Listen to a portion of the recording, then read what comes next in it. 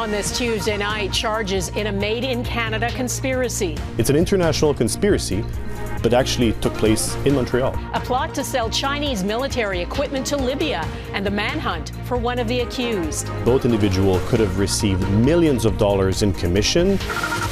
Why the chief of one of Canada's largest police forces met Sri Lanka's top cop, a man labelled a torturer. Almost disbelief to see these kind of images.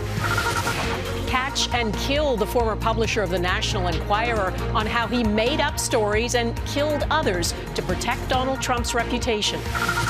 And catching the scent of PTSD. Dogs will often signal there's a problem before the person knows.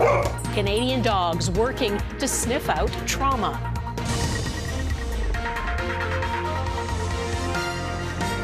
Global National with Donna Friesen. Good evening and thanks for joining us. We begin tonight with a Canadian connection to conspiracy charges involving China and Libya.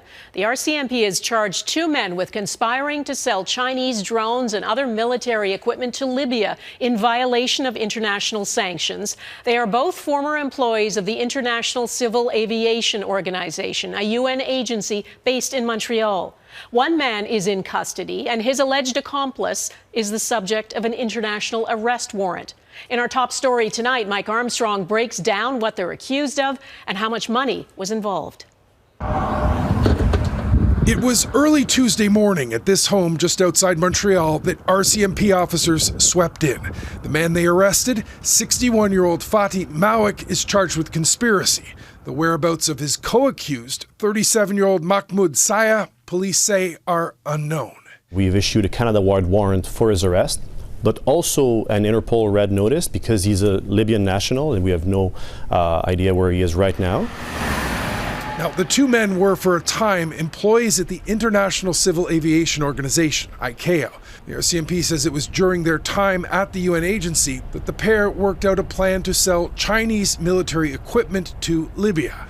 In return, Libya would have sold oil to China.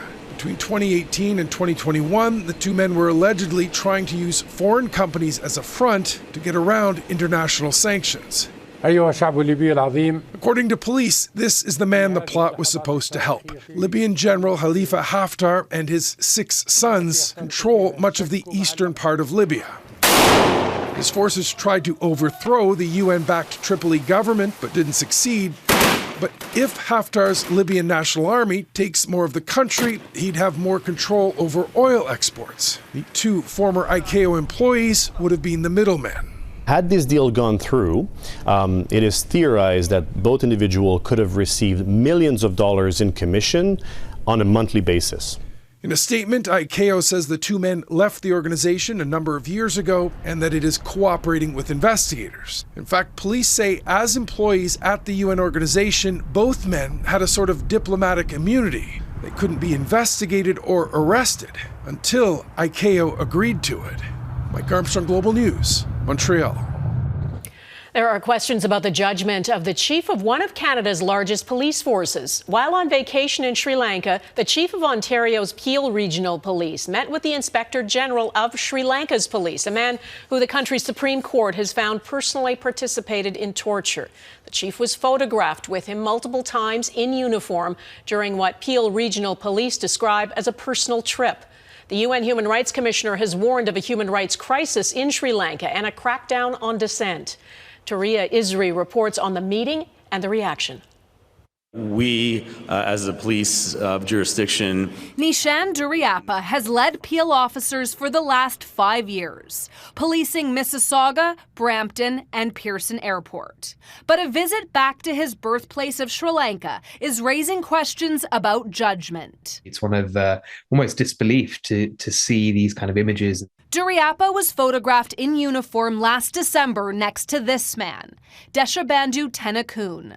the Inspector General of Sri Lankan Police.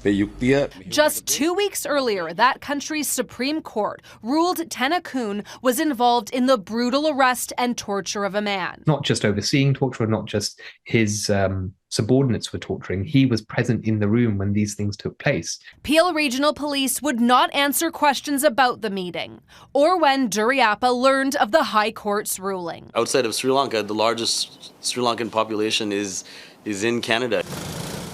Sri Lankan police have a long history of human rights violations, including concerns from the United Nations about a sweeping anti-drug crackdown. So many red flags went up for me. Rathika Sitsabaisen was Canada's first Tamil MP and grew up in Peel Region. She wants the police chief to apologize. You have your official uniform, looks like you're getting an official salute. All of those things look very official, look very formal, and not like a personal visit to go see my family's ancestral home. The Peel Regional Police Chief declined our request for an interview. In a statement, a spokesperson said Duraiappah was invited to meet with senior police leaders in Sri Lanka and discuss those requests ahead of time with Global Affairs Canada and the RCMP. When we reached out to both agencies, they said they did not organize the visit. The Mounties added they had informed the Peel chief about the recent Supreme Court ruling against the Inspector General. Touria Izri, Global News, Ottawa. There were more revelations today from the former publisher of the National Enquirer. David Pecker is the prosecution's first witness at former President Donald Trump's trial. A longtime friend of Trump, Pecker described how he agreed to suppress negative stories about Trump. His catch and kill strategy involved paying sources for negative stories about Trump to take them off the market so they'd never run. Neetu Garcha is at the courthouse in New York. Neetu. Yeah, that's right, Donna. The testimony today from the man known as the tabloid king shed light on the murky origins of Trump's path from political newcomer to president of the United States. The former National Enquirer publisher testified about how he agreed to help Trump. Pecker told the court, "I said I would be your eyes and ears." He testified Trump's former lawyer Michael Cohen would call him and suggest a negative article to run about political opponents. Referring to Cohen, Pecker said, quote, "He would send me information about Ted Cruz or about Ben Carson or Marco Rubio, and that was the basis of our story, and then we would embellish it." I think cross-examination is going to be telling. So far, these have just been softball questions. Before testimony resumed Tuesday, arguments were heard in the allegations the former president violated a gag order. I'd love to talk to you people. I'd love to say everything that's on my mind. But I'm restricted because I have a gag order. I don't see how he's complaining about the gag order when he's violated it at every possible turn. Prosecutors say Trump has violated the order, banning him from publicly attacking witnesses and jurors multiple times. After his lawyer argued Trump is trying hard to comply with the order, the judge blasted the attorney, saying, "You're losing all credibility with this court." No ruling was issued, and the judge didn't indicate when he would. The case is a sham. Trump, disappointed at the low turnout of support outside, once again encouraged people to protest peacefully outside the court. For great Americans, people that want to come down and they want to protest at the court, and they want to protest peacefully. Any mass protests he may have envisioned have failed to materialize. And on Thursday, the Supreme Court is set to hear the ex-president's immunity claim over his efforts to undo his 2020 election loss, as this courtroom saga continues to draw attention and potentially the broader political narrative ahead of the 2024 election. Donna? Neetu Garcha in New York, thanks.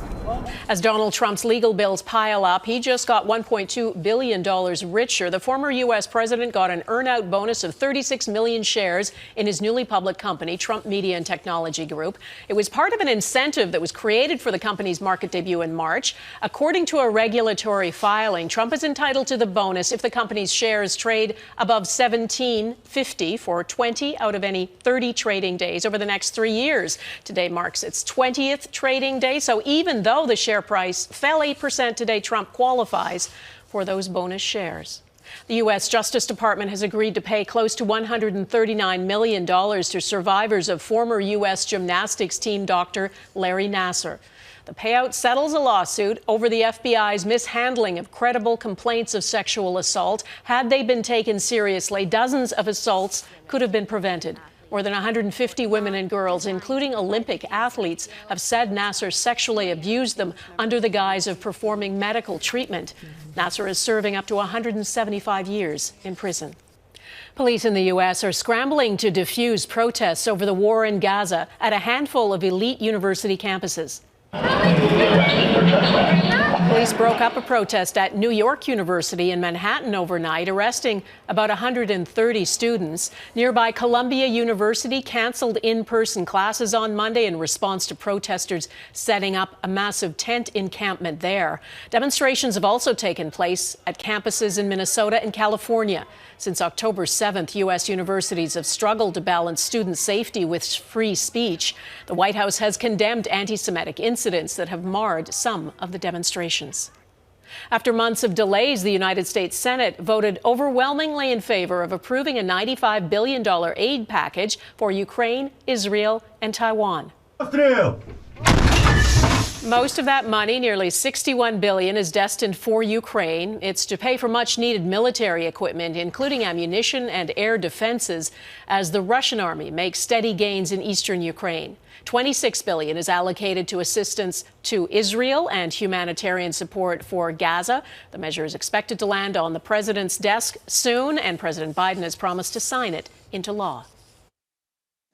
One of the central lessons of the war in Ukraine is that we need deeper stockpiles of munitions, and we'll provide them with the largest ever package of UK military equipment. That is Britain's Prime Minister promising more support for Ukraine, over $850 million in additional funding for Kyiv, on top of more than $4 billion already allocated this year. Rishi Sunak met with NATO Secretary General Jens Stoltenberg in Poland, which shares a long border with Ukraine and is on NATO's eastern flank. With the U.S. approving more military aid for Ukraine, Russia is warning of plans to intensify strikes on Ukrainian facilities storing Western-supplied weapons. Today, Russia also struck the southern city of Odessa, injuring at least 9 people. The drone attack severely damaged a residential area. A number of buildings caught fire. Ukraine's Air Force says Russia launched 16 drones, which also targeted the capital, Kyiv. All but one of them were shot down. Ukraine is also denying the fall of a village in eastern Ukraine. After weeks of heavy fighting, Russia claims its forces have taken control of the area in Donetsk. Ukraine says its troops still hold up to 20%. Hours after Britain passed a bill to deport asylum seekers to Rwanda, at least 5 people died while trying to cross the English Channel. 47 other people were rescued from an overcrowded inflatable boat. They were en route from France. It's believed 110 people were on board when panic broke out. The English Channel is one of the world's busiest sea lanes. Prime Minister Sunak says he's hoping to deter dangerous crossings like this and destroy the people smuggling business. Can we end plastic pollution? Coming up, thousands descend on Ottawa as plastic pollution treaty talks hit a critical stage. From your cell phone case to food packaging to medical equipment, plastic is all around us, and too much of it ends up in the ocean. In Canada, we dispose of 3 million tons of plastic every year. It's estimated just 9% of that gets recycled. Mackenzie Gray reports on the efforts to turn the tide on a huge environmental problem. We are here in Ottawa, Canada, for the 4th meeting of the negotiations. That's one of the over 4,000 delegates in the nation's capital here to try and find a solution to a rapidly growing problem. Plastic pollution, figuratively and literally on display outside the conference hall. Ottawa's famous Rideau Canal littered with plastic trash, now a part of the diet for these Canadian geese. Microplastics that are being found deep in our water supply, deep in our soil.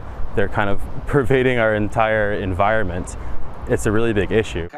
To solve it, over 170 countries are trying to come up with a legally binding framework through the United Nations to cut down on plastics, particularly in waterways, with the UN estimating 37 million tons of plastic pollution could end up in the ocean every year by 2040. Right now, it's estimated that each one of us is consuming a credit card worth of plastic every single week. People just don't want an agreement. They want an ambitious agreement. Environment Minister Stephen Guilbeault announcing $3.3 million to try and deal with the 3 million tons of plastic Canadians toss annually. A drop in the ocean for what's needed, according to this advocacy group.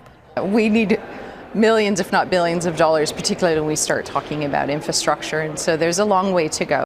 Many plastics can't be recycled and almost all never decompose, but single-use plastics like straws and cutlery are cheap to make. And many of their alternatives like cotton or paper grocery bags contribute more emissions, waste, and harmful byproducts during production. There's a huge gap to close right now, to be honest, and it's going to take, a huge investment from governments around the world to basically kickstart our divestment from petroleum-based polymers. Negotiations are set to continue until Monday here in Ottawa, but that likely won't lead to a binding agreement, Donna, with the final round of negotiations set for South Korea in November. Okay, Mackenzie Gray, thanks. Options for cooling the Earth ahead, the polarizing technology that could slow climate change.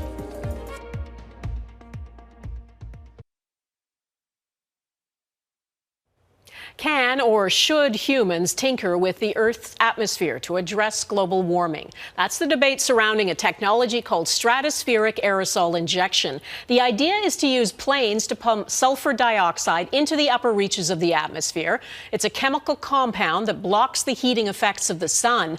Eric Sorensen explains the technology and why it's controversial. That gas will reach the Earth's stratosphere. In one of the most powerful eruptions in modern history, Mount Pinatubo discharged 20 million tons of sulfur dioxide that circled the planet and reflected sunlight, dropping global temperatures 0.5 degrees Celsius in the early 1990s. It was a revelation for future climate scientists. Everybody knows that sulfur works. A very small amount of aerosols can have a large effect. Humans have caused the same effect from the sulfur emissions of ocean vessels that create cloud tracks across the sky reflecting the sun. Imagine now deliberate stratospheric aerosol injection, planes or balloons dispersing sulfur to screen out some solar radiation. Now, most of the sun's heat would still reach the Earth, but a tiny bit would be reflected high in the stratosphere, cooling the planet. It would work best over the polar regions where the effects of warming are the greatest, and it is controversial. It breaks a taboo against messing with nature. Wake Smith has written Pandora's Toolbox, the hopes and hazards of climate intervention. We certainly need to explore the costs and benefits of it to enable future generations to make an informed choice in that regard. One startup has met resistance just sending up balloons with sulfur dioxide. U.S. atmospheric authorities have done only limited test flights. And Scopex, a Harvard University atmospheric program, was blocked in Sweden by indigenous and environmental opponents. The program was shut down last month. It's very difficult to get a lot of research on geoengineering done. This expert says to stop melting Arctic ice and rising sea levels, this science should at least be tested. But which countries get to decide to change the atmosphere? And once it starts, could you ever stop injecting aerosols? That's how complex this type of planetary climate intervention technology is. It's not just a science experiment. If this works, this could remake the face of the planet. And yet, what if the climate is that much worse decades from now? It's not at all clear to me that future people will reject engineered climate relative to runaway climate change. An engineered climate is science fiction today, but will it someday be necessary? Eric Sorensen, Global News, Toronto. There's an unusual story out of Belgium. A man was acquitted of drunk driving because he has an extremely rare medical condition that makes his body produce alcohol. It's called auto-brewery syndrome, or ABS. It's believed only 20 people have been diagnosed with it. It can produce the same type of alcohol as found in alcoholic drinks, but people with it generally feel the effects less. Patients can present with symptoms, though, consistent with drunkenness, such as slurred speech, stumbling, and loss of motor functions. Dogs detecting trauma next. How dogs can sniff out PTSD flashbacks.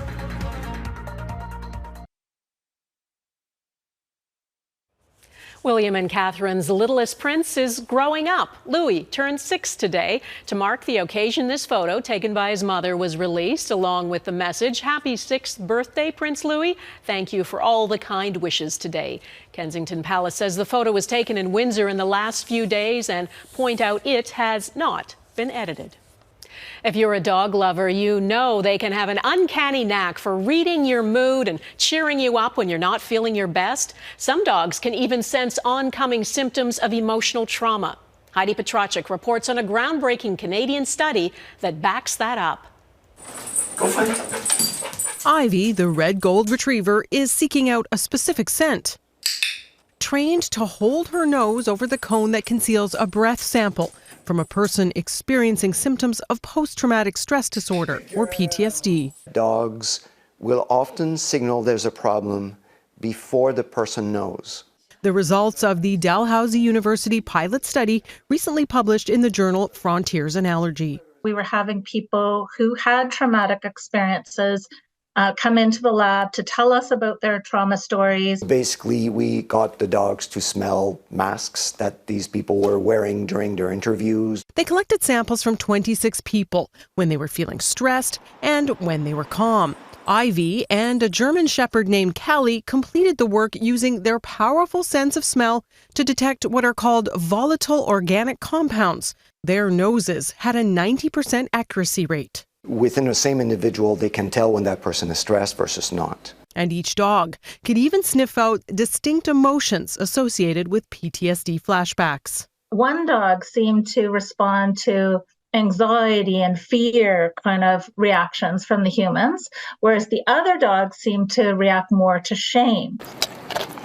For Army veteran Kim Ginjal, the study's results make perfect sense. I owe her so much, it's not even funny.